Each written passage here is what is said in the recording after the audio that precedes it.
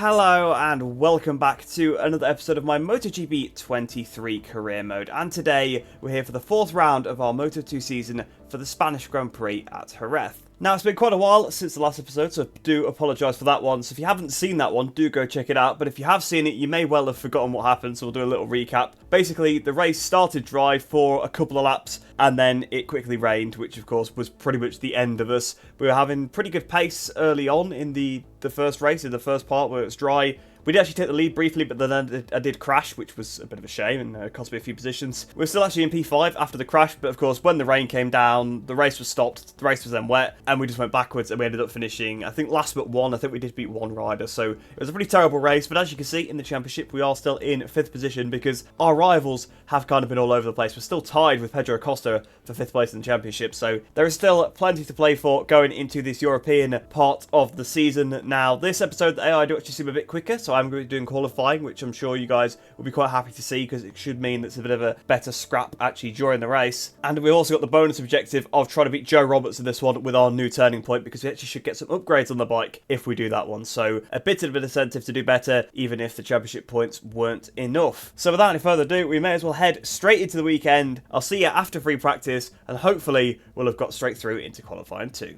So then, at the end of practice, you can see we've just, by the skin of our teeth, got through to Q2, because of course you need to be in the top 14, and I placed in 13th, so very, very close. Now, I was actually in 10th before the AI simulated times came in, but to be fair, they're not too bad, and I think I found a similar thing in Moto 3, from what I remember, that the simulated times weren't much of a step, so I think for once, we actually do have a fair shot at qualifying well, but it does seem like the AI are quite fast. As you'd expect, they can carry insane corner speed, they can carry more lean angle and turn better than the player, seemingly, which obviously at Jerez is a big help. But 13th place, not too bad. I think there could be a little bit more time in the locker potentially, but I was kind of running out of tyres, and of course I was running out of time in the session, and I kind of wanted to get practice done. So I'm happy that we are 13th. That gets us straight through into Q2. Where are our rivals? They are right at the top. Obviously, Agora is kind of the outlier. He was actually right at the back of the session for most of it, but sort of topped it towards the end. Arbolino is second, Acosta third, Lowe's fourth. So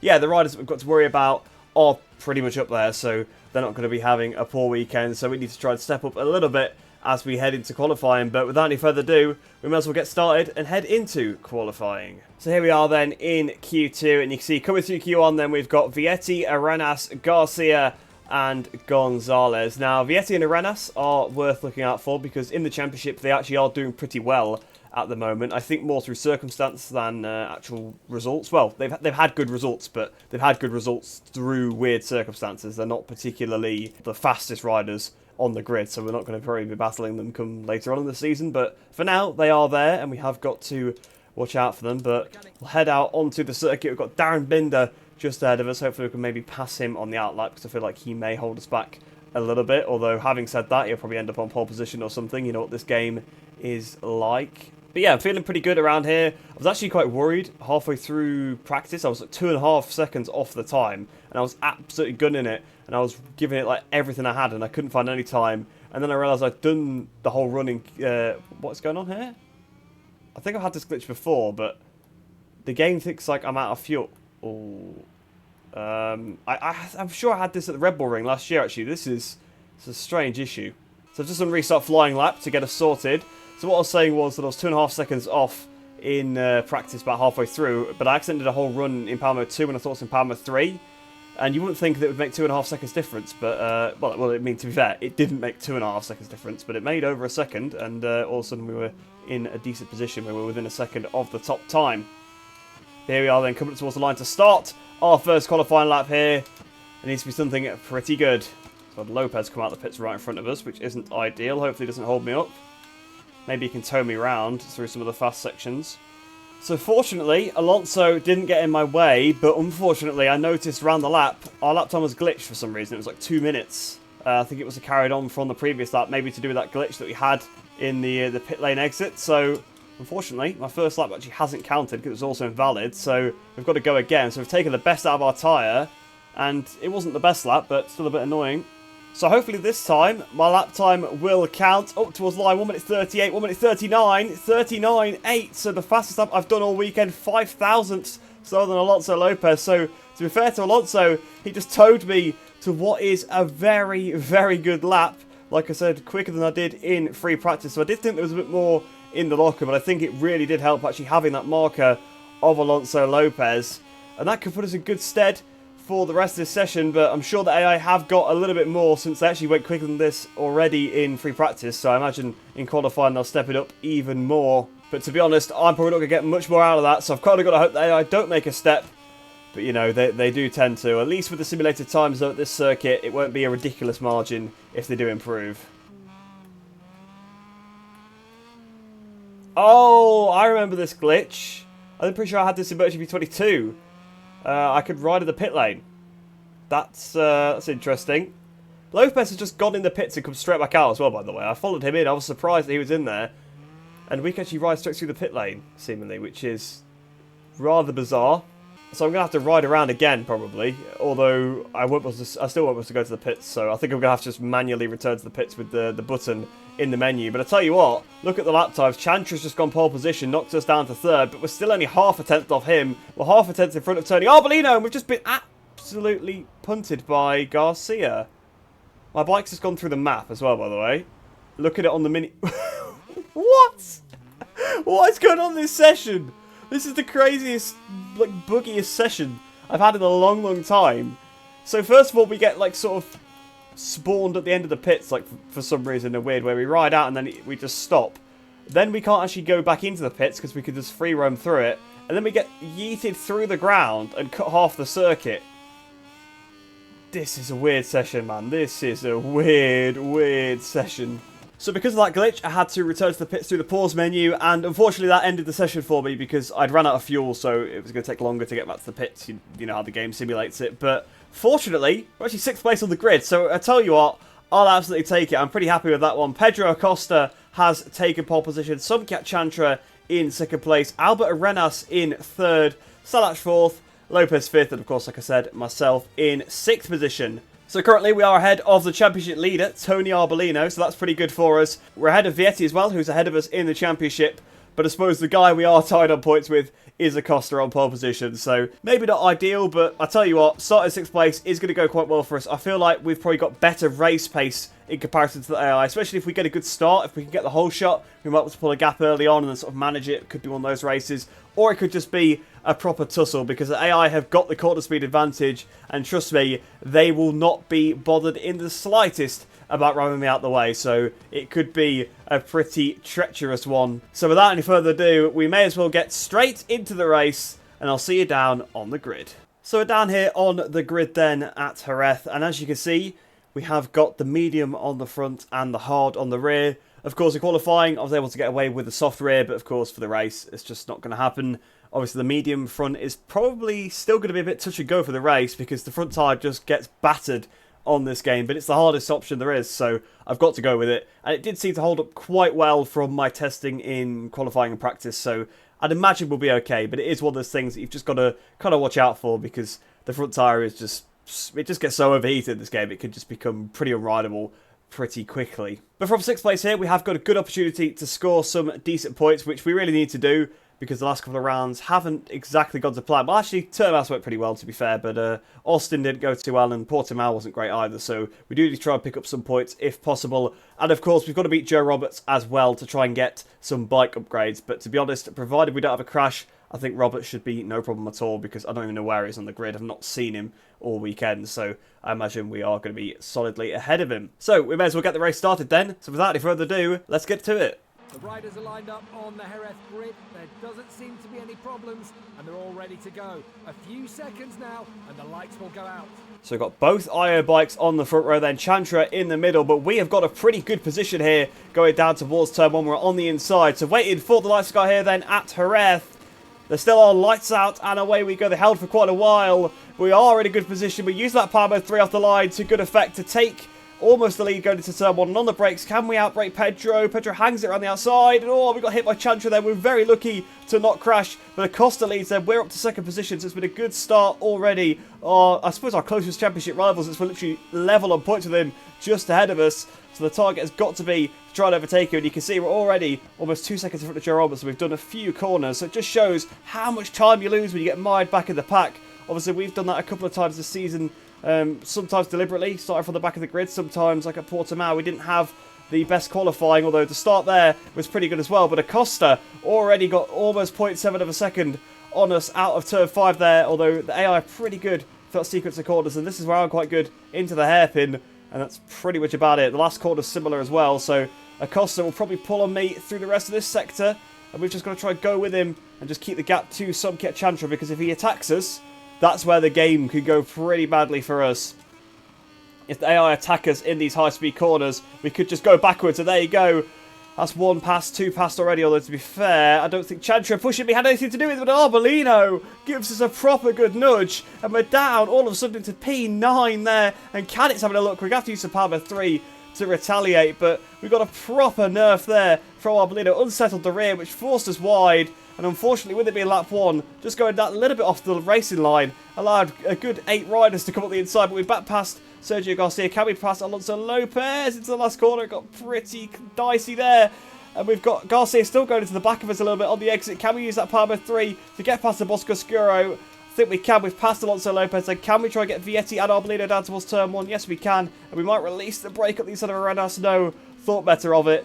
I just could see contact there, and you can see Arbolino has now gone around the outside of us as well, so back down to P6 once again. So where we started, but it has been a bit of a roller coaster to start this Spanish Grand Prix. You can see Vietti is now looking at the inside of us as well. The AI, when they're in a pack like this, are just lethal because they could just keep attacking you, and there's nothing you can do because you just cannot turn as well as them. So through turn 5, this time, probably my mistake, but I'm just trying to open up the corner a little bit more, and it's allowed Alonso up the inside, but you can see we're in massive fuel trouble. I'm using Power 3, we're already minus 1 lap underneath, but I've got little to no choice, because if I don't use it, I'm just going to go backwards, and oh, sorry Albert, we made a big mistake there, sort of climbed to the side of Arenas. To be fair, he hasn't really been affected. In fact, he's now overtaken Arbolino, so yeah, I don't think Arenas is probably going to be too bothered by that one at all, but my mistake, guys. Got it a bit too hot because I'm just trying to make up the time on the brakes. And that's also a trap you can easily fall into when you know you're better on the brakes. You can push harder and end up gaining less time than you would have done normally because you end up going wide or making mistakes. Although at least Angel Nieto corner went better for me on this lap without getting nerfed out the way. Arbolino and Arenas still battling. I don't know why Arenas' AI is so good in this game. That's a little track limits warning, so the trend continues of picking up track limits warnings in Moto 2. But down towards the final turn, we're trying to get this on of Vietti, but to be fair, he turns it on us. I mean, he could have left us a bit more space there, to be fair, could Celestino. And out the last corner, using a bit of Power 3. I think that's going to be the place to use it. We passed Celestino, and we might be able to get Arbolino down towards turn 1 as well. And we do indeed, and Arenas as well, although the bike is really fishtailing into turn 1. We've gone massively wide, although we've kept the position. Somehow we've kept the position. I think because they were going side by side, they held each other up. So we're back up into P4. So making some forward momentum now, which is good.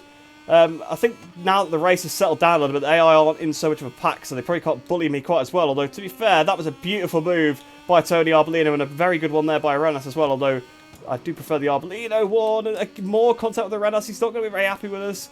Probably going to be sending us some fuming messages on the social media later on. And all of a sudden, we're sort of back in the same position we were in lap 1, where we're getting attacked. But at the end of this back straight, we should get back past Arenas, close up a bit to Arbolino.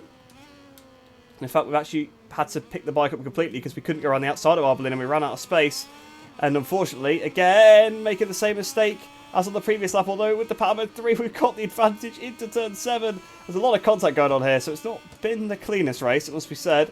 Although that is sort of milestone games for you. It's pretty difficult to be that accurate where there's no contact. And we've got to watch out again into Angel Nieto that we don't get attacked by our fellow Britons behind, Jake Dixon and Sam Lowes. Come on, guys. I'm trying to fight for a championship, so do just sit back. They do seem to have done so far. And we're trying to go around the outside of Celle Vietti. And we have up into P8, so Canet's up next then.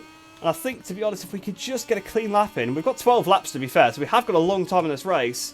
I think if we could just get away from this sort of pack of 3, we'll be fine. You can see Arbolino's sort of done that himself. Even the AI are kind of getting held up by the other AI.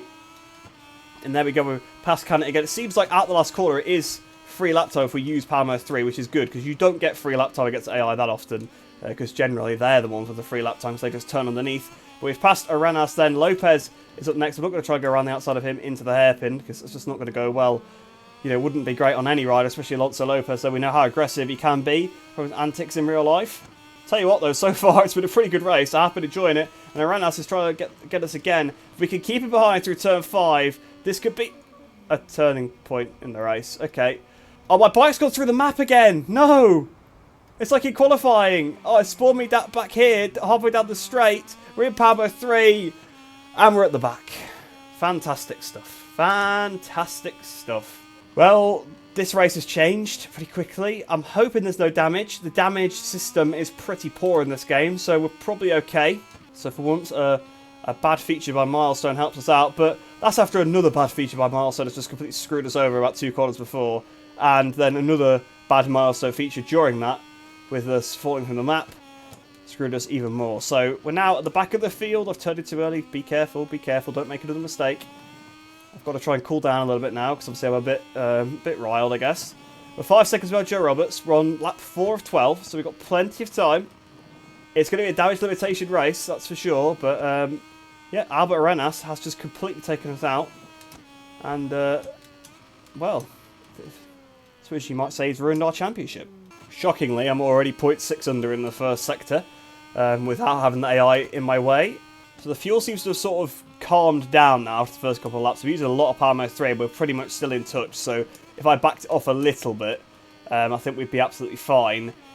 Now, in terms of expectations for the race now, I've set my target just to try and beat Joe Roberts, pretty much. I think we could probably pull 5 seconds on him. In fact, we've took half a second out of him, I think, on this lap alone. Well, since I looked on the back straight. So, yeah, I think we should be able to catch Joe Roberts quite easily. But I don't know where we're going to get. I don't even know where he is, to be honest. But since that's an objective, I guess Joe Roberts and a top 15, just to meet the 2 race objectives, has got to be all I'm aiming for now. Because we're 13 seconds behind Pedro. I'm going to make a note of that. 13 seconds as we start lap 6 of the race. We'll see. We'll see where we are at the end.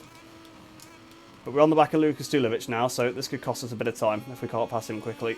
Also, it's weird seeing Tulovic, actually, because I don't remember seeing him at all season. I know he missed a bit of the season through injury. I know Aegius was in his place a couple of times, and I know Aegius was in Binder's place a couple of times as well, but I just don't really remember him. And obviously he lost his ride, but I genuinely don't remember him doing anything he did all season. Like, I can't even remember a crash or anything from Lucas, so it's weird actually to be up behind him here. But we should pass him. That's what's Daddy Pedrosa corner. Up the inside we go. And that was a bit tighter than I kind of wanted, because I tried to move back to the racing line and actually probably messed myself up more so by doing that, because I moved so much on the brakes. So, yeah, we've got to watch out for that one. But next up's Kota Dezzani, then another rider that's lost his ride. Although I do remember seeing him a bit more throughout the season. And I could see Tulovic there trying to go back around the outside. A bit of contact with Tulovic. He better not knock me off. I'd not be very happy if he is, especially since I was pretty patient behind him. I could have probably sent him immediately. Into turn 2, I could have probably forced the door open. So we lost 0.4 on that lap to Acosta. In fact, actually, no, we're about to probably... We actually gained. We're going to have gained time. We gained 2 tenths on Acosta with an overtake on Tulovic as well, so that's pretty good. Although I shouldn't be focusing on Acosta, because obviously I'm not going to catch him, even in a 100% race. I don't think I'd catch him. I mean, I don't think I was even going to catch him from where I was before, so yeah, definitely not now. Wow, Tony Arbolino's just on a 40.1 on that lap. Again, I was slightly quicker than Acosta, but Arbolino was a good 3 tenths quicker than me, so Arbolino could actually come through and win this race at this rate. Although, to be fair, we're on lap 8. I need to pull my finger out, actually, because we're going to barely catch Joe Roberts. In fact, probably not going to catch Joe Roberts at this rate. We've only about half the gap, and we've not got many laps to go. We've got about 5 laps left. Like, these AI at the back actually aren't that slow. I thought they'd be a lot slower than they are. Especially with Skinner and Escreed battling so much in front of them as well. I thought with them battling, they'd lose more time. I think they're in the phase of the race where they're using Power Mode 3 now. That's probably what it is. Whereas obviously I'm trying to save a little bit so I don't run out of fuel. Thing is, I'm not phoning it in either. I'm really trying. I'm sort of on course for personal best. But look at these sort of Alex Escreed into the last corner. That was never going to work. He just can't pull a pass there. It's such a block pass corner. And here we are out the last corner, getting a bit of slipstream off Alex. You see, you can definitely tell they're using Power Mode 3 now. I think that's why I'm struggling so much, because I'm trying to save a little bit of Power Mode 3. But out the last corner, they're using it now, so they're not getting leaped out the last corner like I was earlier on in the race, like against Canet and other riders like that. But we're past the Screech, up into P27. Next up is Roy Skinner, then Borja Gomez, and then Zonta van der Gerberg, by the looks of it. So Zonta and Borja Gomez are battling quite a bit in front, so hopefully that'll bring us back in. But you can see they're just leaping away from me, but I can't afford to use more Power Mode 3 than I already am.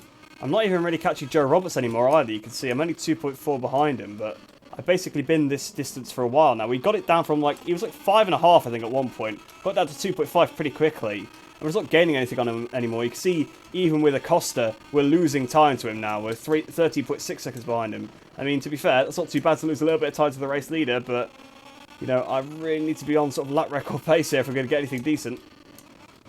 We're going to probably have to be very aggressive with Skinner here. I can't afford to get held up. Looks like he might have stopped using so much Power Mode 3 now. He's a bit weaker. You can see I'm 3/10 underneath my lap time. I'm going as quick as I ever have in the whole race. I'm still struggling so much. We've got to dive bomb past Rory Skinner, and unfortunately for me, it's just not worked. I picked up the power as early as possible, but I just don't have it. And you can see we're about to the penultimate lap of the race. We're never going to catch Joe Roberts. We're going to barely get past Rory Skinner. This is going to be a nightmare of a race. And this is, I kind of joked about it earlier, instead of ruining my championship, but it is. This is where I lost the championship in Moto 3, was not picking up points early on. And what's happening once again, it's 2 races now where we're not going to score any points. It's 50 points we've chucked away. You know, whether the other guys have picked it up or not is irrelevant. That's 50 points off the table. I'd say it's not good enough, but this, to be honest, neither with Austin, neither of these have been my fault. And I know I've picked up another track limits warning, but quite frankly, I don't care. I'm just giving it everything I've got. And I'm just going to probably stick power 2 this lap, because I've got the gap to a Screech to do that, and then maybe we can hammer it on the last lap. But you can see now that they're using power 3 at the end of the race, I don't even stand a chance against them. So we're about to start the last lap of the race here. You can see we're 15 seconds now behind Pedro Acosta. I've had to use power mode 2 for that whole lap. I'm going to have to use it for this lap as well, just because I've not got enough fuel, unfortunately, and that just leaves me so vulnerable. The AI are just so much faster than me at this point of the race because they've got power mode 3. You can see Skinner's now 2 seconds in front of me. We were like attacking him about a lap or so ago. We've lost a second to Joe Roberts, who is someone we've destroyed all season. We are just in a position here, there's nothing we can do. The tyres are still good, the grip is still there, but Power Mode 3 is worth seconds at this circuit, and when you don't have it available, that is it. And to be fair, I used mine earlier on in the race, so that's part of it. I think the AI also don't have it, like the same way the player does. I think they just are in a higher power mode towards the end of the race. I don't think they have to manage the fuel as much as we do, but I got knocked off, so that's where my race time went. Obviously, if I'd been at the sharp end and this was happening, I'd probably have saved the fuel better, or wouldn't have dropped back maybe as far. Well, obviously I wouldn't have dropped back to 27th, not a chance, but yeah, it's a shame, because I feel like we've rode really well. We've rode really well all weekend. Free practice was good. Qualifying was pretty good as well. We also got our toe off Alonso Lopez. We had a good start to the race. Okay, I didn't quite take the lead into turn 1. That's probably my one regret, actually, turn 1. I turned down the power mode going into turn 1 just so I wouldn't spin up out of turn 1. But I think I turned it down too early. If I kept it going a bit longer, we probably would have got Acosta into turn 1, and the race is completely different at that point. We've just got another track limits warning, but again, not too bothered. We're not going to get a penalty for that, and to be honest, it doesn't make any difference to our finishing position if we did anyway. Borja Gomez is actually going to try and get me to the line. Not Borja Gomez, sorry, Alex's Screech, and the Screech has got me to the line. That's how much time we've lost on the final lap. So unfortunately, the AI dropped their pace by about a second sort of at the end of the race. You can see, what was the gap, like 3.6 for Canet to Acosta? We probably would have been in that gap somewhere. If the race had played out normally, I probably wouldn't have wasted as much power mode 3, but obviously wouldn't have lost as much time in the race. We probably could have finished top 5.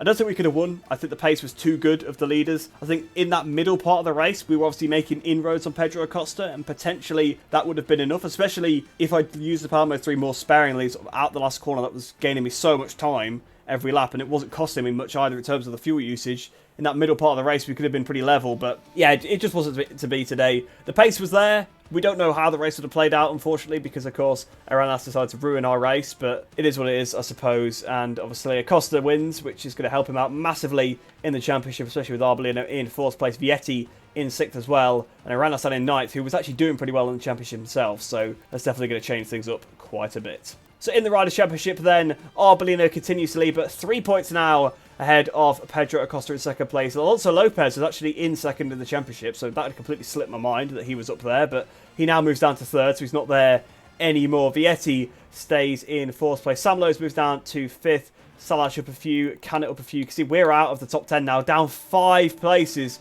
from that race. We're actually back behind Albert Arenas. So actually, Arenas actually wasn't doing that well in the championship. He was previously, but I think he must have had a bad race at Austin as well. But we're 28 points down on Arbolino now. Not an unassailable gap, don't get me wrong, because it is possible that they have a crash, but the AI don't crash that much in this game. It's, you know, it doesn't happen very often at all. So yeah, it's not looking good for us. And like I said, this is how we lost the Moto3 Championship. It was early in the season. Second half of the season, we were rapid. We were beating them in most of the races. Or, to be honest, we didn't actually take the gap down that much overall because some of the races where we did really badly. But we were, like, consistent. We were scoring the same amount of points than at the second half of the season. But in the first half, we had plenty of races where we didn't score any points. And unfortunately, Moto2 seems to be going the exact same way. As for the Team Championship then, things do change a little bit. The top two staying in the same spots though, with Grassini moving up to 3rd and us moving down into 8th place. So yeah, there we go. That is the Spanish Grand Prix. A very disappointing one. I think more disappointingly that we've been sort of denied upgrades that will help us at other circuits now, because we didn't beat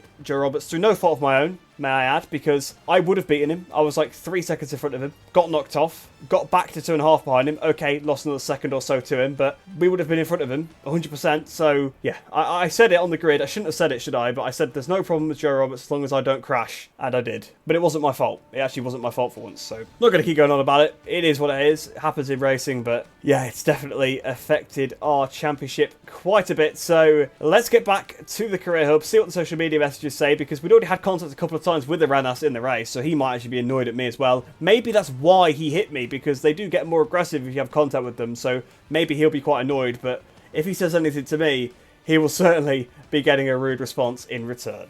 So unfortunately, we lost 3,950 reputation, which has taken us further away from that remarkable, but to be fair, a couple of good weekends should put us into that quite easily, so there's no worry about us not going to MotoGP, I think. And of course, with that turning point failed, of course we are going to get another one. Although actually, I think we're probably just going to get it again. No, we've got a different rider this time.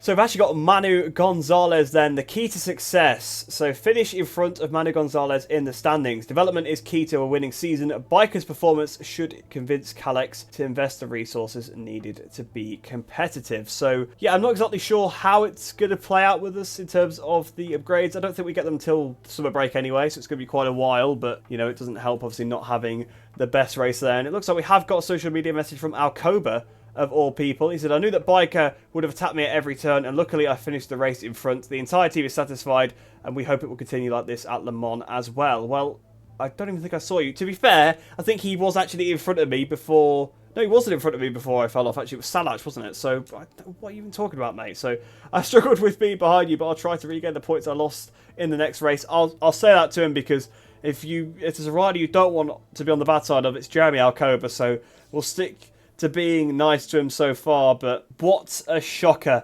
of an episode, and not even my own fault as well. That's the almost annoying part. I mean, it's kind of, you feel worse about it when you've not done the performance, but especially when the pace was quite good. We're finally getting a good race. It's a bit of a cracker, wasn't it? A good battle. Last couple of episodes we've not had that so much. Obviously Argentina, the AI were too slow. They were too slow at Austin as well, but then obviously the race was wet, so we just went backwards like a stone. So no battle in the last two races. We finally get a battle and we get knocked off. So yeah, it is what it is, but I'm quite disappointed. I'm sure you guys are as well, and you know what? We are going to give it back to Arenas whenever we get the opportunity, but we've got to look forward to the French GP now. Hopefully the pace will be good there as well, because we do need to make some massive, massive strides in the championship if we're going to have any shot of still winning it. Obviously, it's early days yet, and we are just over a race win behind, so it's not that bad, to be fair. It should be a lot worse. It really should be, considering the performances we've had so far, but we're within a race win. Sorry, no, we're not within it, but we're just outside of a race win, so it's possible. It's still possible at that point. It's not the 80-point threshold we have to come back from in Moto3, but still, it could be difficult, and there are going to be rounds where we're going to struggle, so we've got to try and capitalise on the ones where we are quite fast. But hopefully you guys did enjoy that one regardless. If you are new to the channel, please do like the video and subscribe, because it really helps me out, and it is a win-win for both of us as you get more MotoGP 23 and GP bikes and other bike game racing content in your subscription feed. So like I said, it is a win-win for both of us. But I hope you enjoy the rest of your day. Hope you're staying safe, and I shall see you in the next one.